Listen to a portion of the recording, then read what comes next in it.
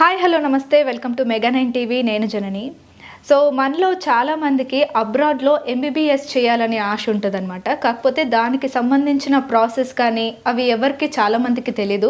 దానికి ఉండే అవకాశాలు కూడా చాలామందికి తెలీదు. ముఖ్యంగా ఈ మధ్య కాలంలో ఎంబీబీఎస్ కిర్గిస్తాన్లో చేయాలని చాలామంది అనుకుంటున్నారు. మరి దానికి సంబంధించిన ప్రాసెస్ ఏంటి, అంటే అక్కడ ఎక్కడ స్టే చేయాలి, దాని ఫీజెస్ ఎలా ఉంటాయి, ఈ ప్రాసెస్ అంతా మనకి క్లియర్ కట్గా చెప్పడానికి నాతో పాటు డాక్టర్ ఎస్విఎస్ గణేష్ గారు ఉన్నారు. ఆయన అడిగి తెలుసుకుందాం. నమస్తే అండి, ఎలా ఉన్నారు? బాగున్నానండి. సో మా స్టూడెంట్స్, అంటే ముఖ్యంగా మన ఇండియాలో స్టూడెంట్స్ ఎవరైనా ఎంబీబీఎస్ చేయాలనుకుంటే చాలా దేశాలని చూస్ చేసుకోవచ్చు. కాకపోతే ఎందుకు కిర్గిస్తానే చూస్ చేసుకోవాలి? దానికి ఉండే స్పెషాలిటీ ఏంటి? ఇప్పుడు వచ్చేసి ఏంటంటే అండి, మనకి ఆల్మోస్ట్ ఒక 4-5 కంట్రీస్ స్టూడెంట్స్ వెళ్తున్నారు ఎంబీబీఎస్ చేయడానికి. అవును. అందులో కిర్గిస్తాన్ ఎందుకు చూస్ చేసుకోవాలంటే, ఇప్పుడు రీసెంట్గా 2021 నవంబర్ 18 ఎన్ఎంసీ గెజెట్ ప్రకారం ఏంటంటే ఎన్ఎంసీ కొన్ని రూల్స్ అనేది పెట్టిందనమాట. ఆ రూల్స్ ఏ కంట్రీస్ అయితే ఫుల్ఫిల్ చేస్తున్నాయో ఆ కంట్రీస్కి ఇప్పుడు మనం చూస్ చేసుకోవచ్చు. వాటిలో వచ్చేసి ఇప్పుడు కిర్గిస్తాన్ ఎందుకు చూస్ చేసుకోవాలి అనేసరికి ఏంటంటే, మనకి బడ్జెట్ అనేది చాలా తక్కువలో కంప్లీట్ అవుతుంది. రెండోది వచ్చేసి ఇండియా నుంచి చాలా దగ్గరగా ఉంటుంది ట్రావెలింగ్ కానీ దేనికైనా కానీ. తర్వాత మన ఇండియన్ హాస్టల్, ఇండియన్ ఫుడ్ మొత్తం అంతా మన గైడెన్స్ లో సర్వైలెన్స్ లో ఉంటుంది అనమాట. మిగతా కంట్రీస్ వచ్చేసరికి ఏంటంటే కొంచెం ఫీ స్ట్రక్చర్ ఎక్కువ అవటం కానీ. ఇప్పుడు ఎన్ఎంసీ ప్రకారం ఏంటంటే ఆ రూల్స్, ఎన్ఎంసీ పెట్టిన రూల్స్ ఏవైతే ఉన్నాయో అవన్నీ యాక్సెప్ట్ చేస్తే ఎక్కడన్నా మనం ఎంబీబీఎస్ చేయొచ్చు. స్పెసిఫిక్గా ఈ కంట్రీ అని ఏం లేదు. అందులో కిర్గిస్తాన్ ఎందుకు ద బెస్ట్ అంటే, మనకి ట్రాన్స్పోర్ట్ పరంగా దగ్గరగా ఉంటుంది ఇండియాకి. రెండోది వచ్చేసి ఏంటంటే ఫీజ్ స్ట్రక్చర్ వచ్చేసి చాలా మినిమం ఫీజులో ఉంటుంది అనమాట. సో మీరు కిర్గిస్తాన్లో ఎంబీబీఎస్ చేశారా? అవునండి, నాది కిర్గిస్తాన్లో ఎంబీబీఎస్ కంప్లీట్ అయింది. సో ఏంటంటే నాకు జనరల్గా స్టూడెంట్స్ ఏ ప్రాబ్లమ్స్ ఫేస్ చేస్తారు, ఎలా అయితే స్టూడెంట్ సాటిస్ఫై అవుతాడు, ఈ పాయింట్స్ మీద మాకు మిగతా వాళ్ళకంటే మాకు కొంచెం గ్రిప్ ఎక్కువ ఉంటుంది. సో అక్కడే కంప్లీట్ చేసి వచ్చాం కాబట్టి మా టీం కూడా ఆల్మోస్ట్ డాక్టర్సే ఉంటారు. సో స్టూడెంట్ ఏ విధంగా అయితే ఏం చేస్తే స్టూడెంట్ సాటిస్ఫై అవుతాడు, ఈ ట్రావెలింగ్ నుంచి అడ్మిషన్ ప్రాసెస్ నుంచి స్టూడెంట్ జాయిన్ అయ్యి అక్కడ హాస్టల్లో సెటిల్ అయ్యేదాకా ప్రతిదీ ఎండ్ టు ఎండ్ మేము గైడెన్స్ ఇప్పిస్తాం. ఎన్ఎంసీ అంటే ఏంటి? ఇప్పుడు ఎన్ఎంసీ అంటే ఇప్పుడు నేషనల్ మెడికల్ కమిషన్ అండి. ఇంతకు ముందు ఎంసీఐ ఉండేది, మెడికల్ కౌన్సిల్ ఆఫ్ ఇండియా ఉండేది. ఇప్పుడు దాన్ని 2021 నుంచి ఎన్ఎంసీ రీప్లేస్ చేసి, ఇంతకు ముందు స్టేట్ వైడ్ ఎవరికి మనకి ఎంసెట్ ఎట్లా ఉండేదో ఏ స్టేట్ కా స్టేట్ ఎగ్జామ్ ఉండేది. తర్వాత నీట్ అనే కామన్ ఎంట్రన్స్ పెట్టేసి ఇండియా మొత్తానికి ఒకటే ఎగ్జామ్ అనమాట. సో నీట్ లో క్వాలిఫై అయిన ప్రతి స్టూడెంట్ కూడా ఎలిజిబుల్ అబ్రాడ్ వెళ్ళడానికి. కిర్గిస్తాన్ లో ఏ యూనివర్సిటీస్ ఉన్నాయి? ఇండియన్స్ కి బెస్ట్ యూనివర్సిటీ ఏది? ఇప్పుడు కిర్గిస్తాన్లో ఏంటంటే చాలా యూనివర్సిటీస్ ఉన్నాయండి, దాదాపు ఒక 8 to 10 యూనివర్సిటీస్ ఉన్నాయి.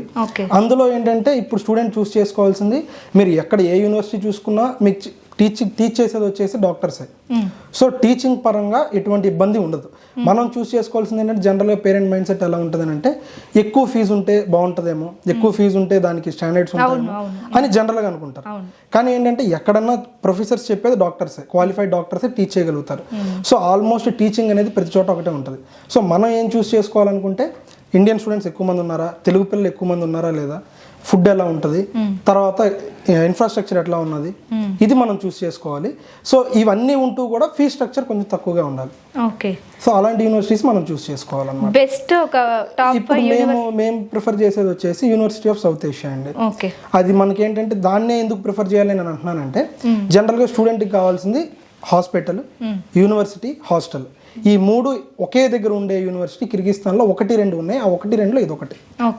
ఎందుకంటే అయితే హాస్టల్ దూరంగా ఉంటుంది, లేదంటే హాస్పిటల్ దూరంగా ఉంటుంది. 3 ఒకే చోట ఉండి ఒకే కాంపౌండ్లో ఉండేది అయితే యూనివర్సిటీ ఆఫ్ సౌత్ ఏషియా. మేము జనరల్గా ఇంతకుముందు మేము చదివేటప్పుడు ఫేస్ చేసిన ప్రాబ్లమ్స్ ఏవైతే ఉన్నాయో అవన్నీ మేము కట్ చేసుకుంటూ వచ్చి ప్రతిదీ ఒకే చోట ఉండేటట్టుగా ప్లాన్ చేసుకొని సో ఈ యూనివర్సిటీని చూస్ చేసుకోవడం జరిగింది అనమాట.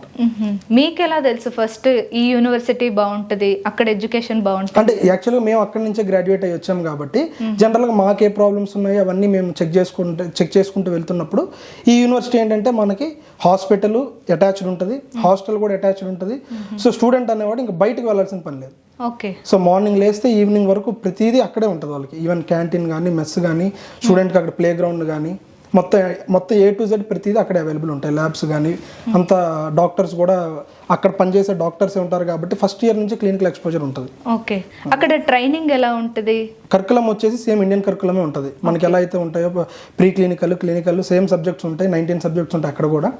సో టీచింగ్ పరంగా యాక్చువల్గా ఇండియాతో కంపేర్ చేస్తే ఇండియాకి అక్కడికి డిఫరెన్స్ ఏంటనంటే, ఇండియాలో ఎలా ఉంటుంది అని అంటే స్టూడెంట్స్ ఎఫర్ట్ ఎక్కువ ఉంటుంది, అవును, టీచర్ ఎఫర్ట్ తక్కువ ఉంటుంది. ఎందుకంటే ఇండియాలో డిమాండ్ లేదు. అంటే లైక్ డిమాండ్ అంటే ఎట్లా, స్టూడెంట్ ఎలా ఉన్నా కానీ వెళ్ళి జాయిన్ అవుతాడు యూనివర్సిటీస్. అవును, మనకు బయట అట్లా ఉండదు. మనం క్వాలిటీ ఎడ్యుకేషన్ ఇస్తే తప్పితే నెక్స్ట్ ఇయర్ స్టూడెంట్స్ మన దగ్గరికి రారు.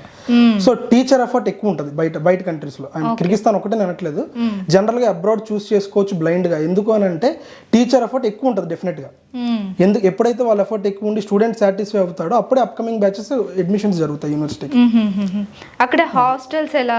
ఇప్పుడు హాస్టల్స్ మనవే ఉంటాయండి, మన ఇన్ఛార్జెసే ఉంటారు, మన తెలుగు వార్డెన్సే ఉంటారు, చెఫ్ కూడా మనకి మన ఆంధ్ర చెఫే ఉంటాడు. ఆంధ్ర తెలంగాణ ఫుడ్ ప్రతిదీ A to Z అవైలబుల్ ఉంటుంది. బ్రేక్ఫాస్ట్, లంచ్, డిన్నర్ మొత్తం అన్ని మనకి అవైలబుల్ గానే ఉంటాయి.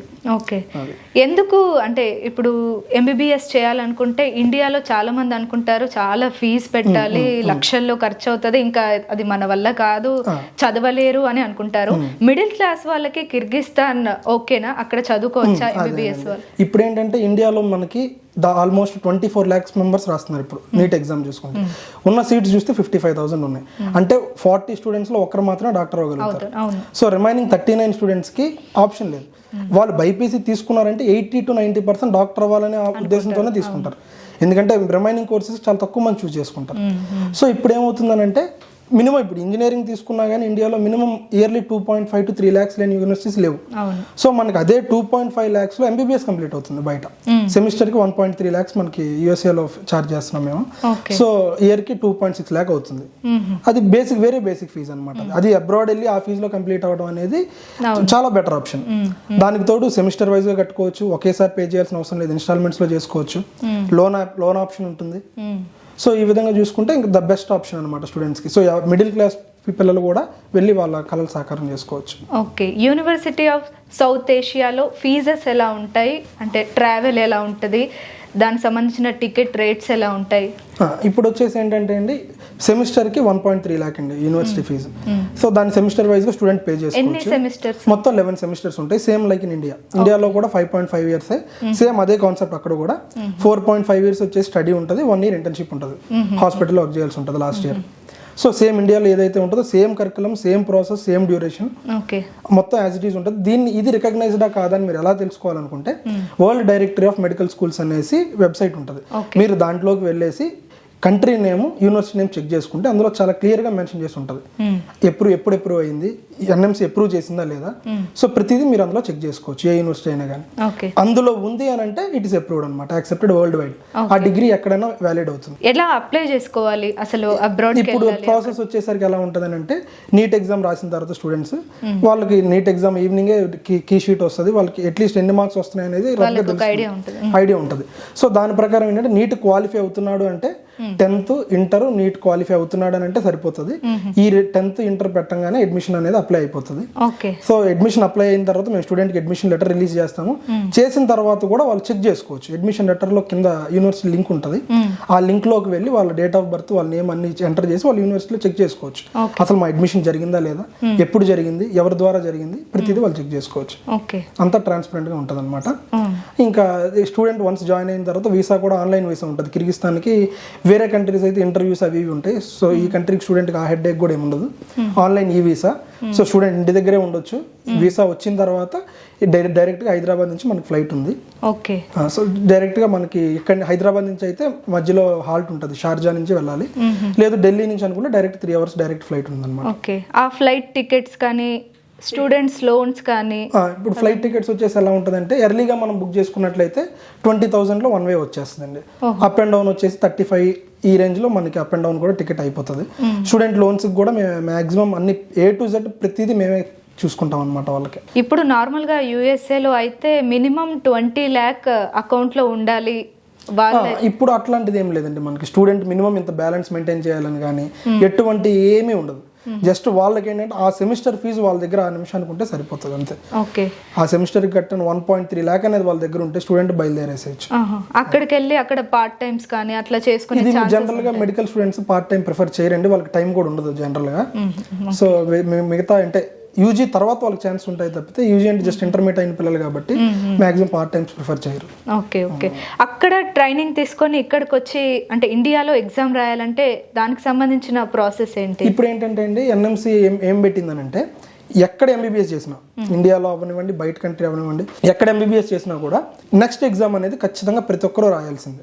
లైక్ ఇండియాలో సీట్ రాక 1.5 crore పెట్టి సీట్ కొనుక్కున్న వాళ్ళైనా కానీ, అబ్రాడ్ వెళ్ళి 20-25 lakhs కంప్లీట్ చేసుకుని వచ్చిన వాళ్ళైనా కానీ, ఎవరైనా కానీ ఒకటే ఎగ్జిట్ ఎగ్జామ్ రాయాలి. సో దీనివల్ల ఏమవుతుందంటే ఎంబీబీఎస్ ఎక్కడ చేసినా ఒకటే.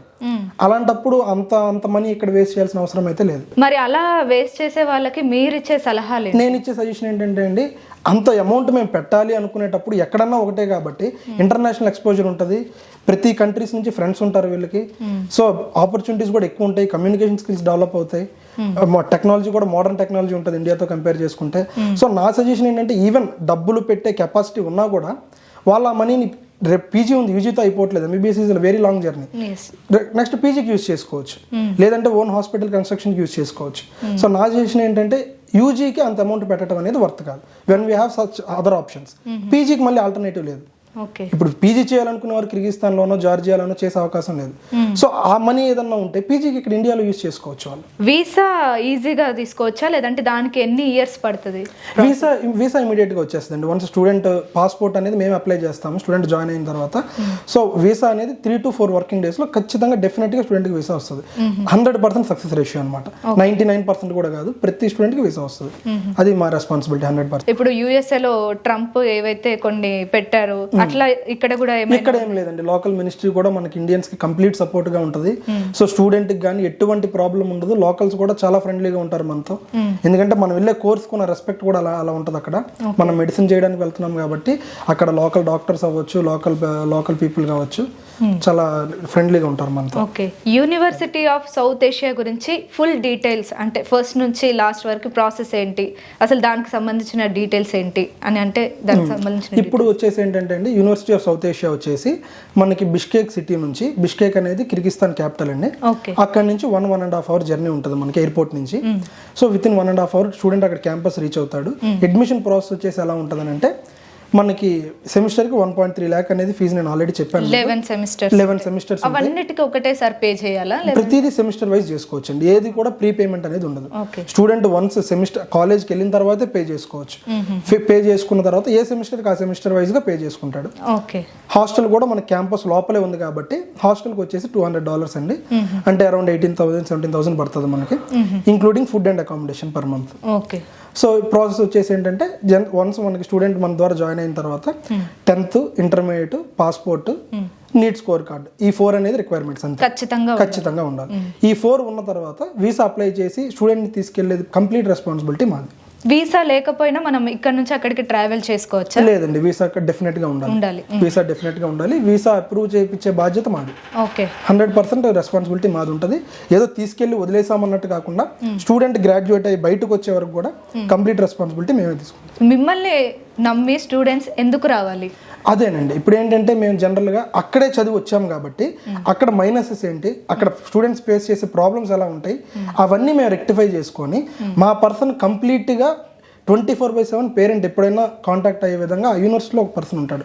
ఇక్కడ మా ఆఫీసెస్ ఉన్నాయి, హైదరాబాద్, విజయవాడ, విజయనగరం, తర్వాత గుంటూరు, ఈ 4 ప్లేసెస్ లో మన ఆఫీస్ ఉన్నాయి. సో పేరెంట్ ఇక్కడ ఆఫీస్ లో టచ్ లో ఉండొచ్చు, స్టూడెంట్ కి అక్కడ చూసుకోవడానికి లేడీస్ వార్డెన్ ఉంటారు, జెంట్స్ వార్డెన్ ఉంటారు. సో కంప్లీట్ గా స్టూడెంట్ మా సూపర్విజన్ లో ఉంటాడు అనమాట. ఓకే, నీట్ లో ఒకవేళ టాపర్ అయితే ఆ స్టూడెంట్ కి ఏమైనా అక్కడ ఫ్రీ సీట్ వచ్చే అవకాశాలు అట్లాంటివి? స్టూడెంట్ కి మంచి స్కోర్ గనక ఉంటే గనక, అంటే లైక్ రిజర్వేషన్ మూలంగా సీట్ రాని వాళ్ళు చాలా మంది ఉంటారు, బాగా చదివినప్పటికీ రిజర్వేషన్ పరంగా పోయిన వాళ్ళు ఉంటారు. అలాంటి వాళ్ళకి ఖచ్చితంగా కంప్లీట్ ఫ్రీ సీట్ అనేది ఏమి ఉండదు, కానీ స్కాలర్షిప్ విధంగా ఎంతో కొంత ఫీజు అయితే వాళ్ళకి తగ్గుతుంది అనమాట, వాళ్ళ స్కోర్ బేస్డ్ అని.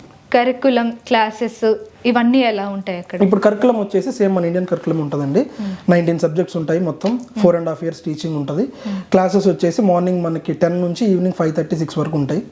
ఈవినింగ్ అంతా కోర్స్ అంతా అదే క్లాసెస్ మొత్తం వాళ్ళకి షెడ్యూల్ అంతా కంప్లీట్ అయ్యాక కూడా 1.5 hours స్టడీ అవర్స్ ప్రోగ్రామ్ కూడా మేము ఏర్పాటు చేస్తున్నాం అనమాట. అఫిలియేటెడ్ హాస్పిటల్స్ వీటి గురించి చెప్పండి, దాని డీటెయిల్స్ ఎలా ఉంటాయి, అక్కడ ఫెసిలిటీస్ ఎలా ఉంటాయి? అక్కడ ఏంటంటే అండి, మనకి అటాచ్డ్ హాస్పిటల్ ఉండడం వల్ల ఏమవుతుందంటే, గవర్నమెంట్ హాస్పిటల్ అది, సో ఓపీ అనేది ఎక్కువ ఉంటుంది. ఎప్పుడైతే ఓపీ ఎక్కువ ఉంటుందో పేషెంట్కి తర్వాత స్టూడెంట్కి కమ్యూనికేషన్ అనేది ఎక్కువ ఉంటుంది. సో వాళ్ళు ఏంటంటే నెంబర్ ఆఫ్ కేసెస్ ఐడెంటిఫై చేస్తారు డైలీ. జనరల్గా మనకి అటాచ్డ్ హాస్పిటల్ ఉండటం వల్ల స్ట్రెంత్ కూడా మనం లిమిటెడ్ స్ట్రెంత్ తీసుకుంటాం అనమాట. క్లాస్కి 15 members ఉంటారు. 15 మెంబర్స్ ఉంటారు. దీనివల్ల ఏంటంటే స్టూడెంట్ ఖచ్చితంగా ఏం చేస్తున్నాడు అనేది టీచర్కి తెలుస్తుంది. సో ఎవరు స్కిప్ అవుతారనే ఆప్షన్ కూడా లేదు, ఛాన్స్ కూడా లేదు. సో దానివల్ల ఏమవుతుందంటే most of the time hospital attached ఉండటం వల్ల స్టూడెంట్స్ ఫ్రీగా ఉన్నప్పుడు లేదా ఖాళీగా ఉన్నప్పుడు లీజర్ టైంలో కూడా వాళ్ళు వెళ్ళి హాస్పిటల్ రౌండ్స్ వేసుకుంటే ఆ డాక్టర్స్తో కాంటాక్ట్లో ఉంటే వాళ్ళు ప్రతిదీ కూడా వాళ్ళకి చూపిస్తారనమాట, టైమింగ్స్తో సంబంధం లేకుండా. ఈవెన్ ఫర్ ఎగ్జాంపుల్ ఈరోజు సాటర్డే వాళ్ళ క్లాసెస్ లేవు, ఆఫ్టర్నూన్ వాళ్ళు వెళ్ళి హాస్పిటల్లో కూర్చోవచ్చు. సో జనరల్గా మ్యాక్సిమం నాలెడ్జ్ వాళ్ళు గ్యాదర్ చేసుకోవచ్చు అనమాట. స్టూడెంట్ ఇంట్రెస్ట్ ఉండాలే కానీ మ్యాక్సిమం నాలెడ్జ్ వాళ్ళు గెయిన్ చేయొచ్చు.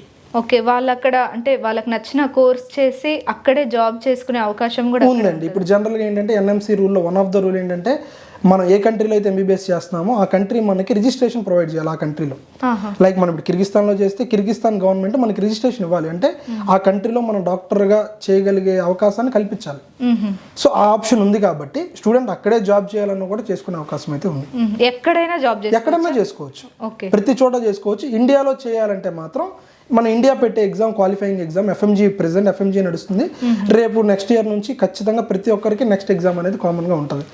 సో ప్రతి ఒక్కరు ఎగ్జామ్ అనేది రాయాలి కాబట్టి ఇండియాలో చేయాలనుకుంటే మాత్రం ఆ ఎగ్జామ్ రాయాల్సింది. అక్కడ చదివి వచ్చినా ఖచ్చితంగా రాయాలి, ఎక్కడ చదివినా కూడా రాయాలి, ఇండియాలో చదివిన స్టూడెంట్స్ కూడా రాయాలి. ఒకవేళ ఇక్కడ చదివి అక్కడ చేయాలంటే ఎక్కడ చదివి అక్కడ చేయాలనుకుంటే రాయాల్సిన అవసరం లేదు, ఎందుకంటే డిగ్రీ ఎక్కడైనా వ్యాలిడ్. అక్కడ చదివిన డిగ్రీ ఇండియాలో రావాలి అనుకున్నప్పుడు ఖచ్చితంగా ఎగ్జామ్ రాయాలి. మీ కన్సల్టెన్సీని ఎందుకు చూస్ చేసుకోవాలి స్టూడెంట్స్? అదేనండి, ఇప్పుడు మా కన్సల్టెన్సీని ఎందుకు చూస్ చేసుకోవాలంటే మా కన్సల్టెన్సీలో చాలా వరకు ఏంటంటే కంప్లీట్గా డాక్టర్స్ ఎక్కువ ఇన్వాల్వ్ అయి ఉంటారు. సో దీనివల్ల ఏమవుతుందనంటే స్టూడెంట్కి జస్ట్ ఏదో అడ్మిషన్ పరంగానే కాదు, అకాడమిక్స్ పరంగా కూడా స్టూడెంట్కి ఎవ్రీ మినిట్ ఏ టైంలో అయినా కానీ వాళ్ళు ఎలా చదవాలి, ఏం చదవాలి, స్టూడెంట్కి కంప్లీట్ యూనివర్సిటీ తరపు నుంచి కాకుండా కన్సల్టెన్సీ మా తరపు నుంచి కూడా వాళ్ళ గైడెన్స్ అనేది ఉంటుంది. రెండవది ఏంటంటే మా పర్సన్ అక్కడే ఉండటం వల్ల స్టూడెంట్కి ఏ ప్రాబ్లం వచ్చినా వాళ్ళు ఇమీడియట్గా మా కన్సర్న్ పర్సన్ని కాంటాక్ట్ అవ్వచ్చు. సో కమ్యూనికేషన్ అనేది ఉంటుంది. ఫైనల్ ఇయర్ వరకు స్టూడెంట్ని పంపించి మళ్ళీ వాడిని గ్రాడ్యుయేట్ అయ్యి ఇండియా వచ్చే వరకు కంప్లీట్గా మేము వాళ్ళతో ఇన్వాల్వ్ అయి ఉంటాం journey, throughout the journey. Okay, ఇండియాలో మీ కన్సల్టెన్సీని చూస్ చేసుకోవాలంటే మిమ్మల్ని మీ డీటెయిల్స్ తెలియాలంటే ఏం చెప్తారు? అంటే ఎలా మిమ్మల్ని కాంటాక్ట్ అవ్వాలి? విజయవాడ కానీ హైదరాబాద్ కానీ? మనది న్యూ వేవ్ కన్సల్టెన్సీ అండి. న్యూ వేవ్ కన్సల్టెన్సీ మనది ఇప్పుడు విజయవాడ, హైదరాబాద్, విజయనగరం, గుంటూరు ఈ 4 బ్రాంచెస్లో ఉన్నాయి. నెంబర్ ఇప్పుడు డిస్ప్లేలో పెడతాము. సో ఈ కాంటాక్ట్ నెంబర్స్ ద్వారా వాళ్ళు ఎనీ టైం మాకు అప్రోచ్ అవ్వచ్చు అనమాట. ఓకే, అక్కడ చదివి అంటే అబ్రాడ్లో చదివేసి వచ్చిన తర్వాత స్టూడెంట్స్కి ఇక్కడ మీరు ట్రైనింగ్ ఇస్తారా? అంటే ఇక్కడికి సంబంధించిన ఎగ్జామ్ కోసం? అవునండి, స్టూడెంట్కి జనరల్గా ఏంటంటే ఫస్ట్ ఇయర్ నుంచి కూడా మేమే ఫ్రీగా మెటీరియల్ వాళ్ళకి ప్రొవైడ్ చేయటం. ఇండియాలో వచ్చిన తర్వాత వాళ్ళు ఎగ్జామ్ రాయాలంటే 19 సబ్జెక్ట్ని షార్ట్ చేసి ఇంపార్టెంట్ నోట్స్ ఏదైతే ఉందో అది ఫస్ట్ ఇయర్ నుంచే మనం వాళ్ళకి ప్రొవైడ్ చేయడం వల్ల వాళ్ళు బయటకు రాగానే ఫస్ట్ అటెంప్ట్లో ఎగ్జామ్ క్లియర్ చేసేయగలిగేటట్టుగా ఉంటారనమాట. ఇప్పుడు బయట కన్సల్టెన్సీలకి మనకి వన్ ఆఫ్ ద డిఫరెన్స్ ఇది కూడా. మీరు ఫ్రీగా బుక్స్ మేము ప్రొవైడ్ చేస్తాం. మా స్టూడెంట్స్ అందరికీ మేము ఫ్రీగా నోట్స్ ప్రొవైడ్ చేస్తాము. ఆ 19 సబ్జెక్ట్ని సింప్లిఫై చేసి ఎలా అయితే ఏం చదివితే వాళ్ళు ఎగ్జామ్ క్వాలిఫై అవుతారో అంత వాస్ట్ సిలబస్ని మేము సింప్లిఫై చేసి ఇస్తాం స్టూడెంట్. మిడిల్ క్లాస్ వాళ్ళకి ఏం చెప్తారు అంటే? ఇప్పుడు జనరల్గా అదేనండి, ఇప్పుడు మిడిల్ క్లాస్ వాళ్ళు ఏంటంటే డాక్టర్ అవ్వాలి అని అనుకొని ఈ ఫీజెస్ మన ఇండియాలో కట్టుకోలేమనే పరిస్థితిలో ఉన్నారు కాబట్టి ఆ ఫీజెస్ కూడా ఇండియాలో ఎలా ఉందంటే అండి 1 crore ఒక సీట్ వస్తుందంటే 1.10 crore ఇవ్వడానికి కూడా రెడీగా ఉన్నారు. ఈ డిమాండ్ పెరగటం వల్ల మిడిల్ క్లాస్ వాళ్ళు ఖచ్చితంగా ఇండియాలో చేసే పరిస్థితి అయితే ఇప్పుడు లేదు. సో అలాంటి వాళ్ళకి ఇప్పుడు ఉన్న ఆప్షన్ ఏంటంటే ఇలాంటి కంట్రీస్ వాళ్ళు చూస్ చేసుకోవటం వల్ల ఏంటంటే సేమ్ ఎక్కడికంటే ఎక్కువ నాలెడ్జ్ వాళ్ళు సంపాదించుకోగలుగుతారు, ఎక్స్పోజర్ ఎక్కువ ఉంటుంది.